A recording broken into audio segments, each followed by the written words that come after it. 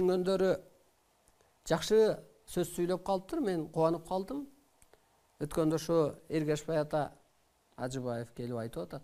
Арыстан өзү сүйлөп аткан жок. Арыстан алайды адам ата кийип алып сүйлөп атат дейт.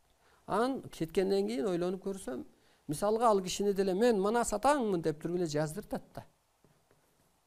Ошо өзүнүн методикасында түшүнүп атыптыр дедим да. Андан кийин дагы бир ушу кыргызга белгилүү агайлар ушу сабакка келип катышып, анан ошо мен сүйлөп бүткөндөн кийин элге мен жөнүндө дагы өзү оюн айтып атат. Арыстан алайды мына Ошто дейт, биз баягы кафеге базар күндөрү жигиттер чогулуп аш жешет, шерин уюштурушат. Ошол жерде кээ бирөө мушташканга чейин барып атат дейт.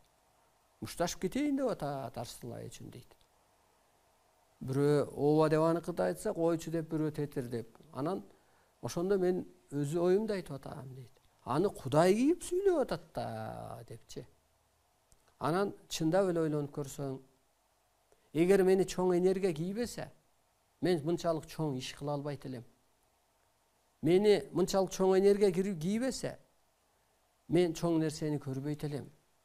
Эгер мени ошо чоң аалам кийбесе, мен анда Венесуэла менен эмне ишим бар эле? Кытайды эмнеге ойломок элем?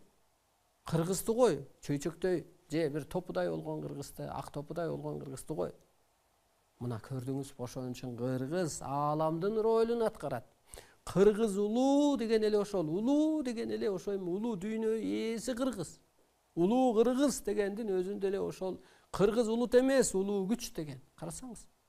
Анан эмнеге кыргызга берди мындай милдетти ойлонуп көрүп, анан кыргыз эмне кылат экен? Техникага, отурумдук жашоого, байлыкка, бийликке кызыкпайт экен да.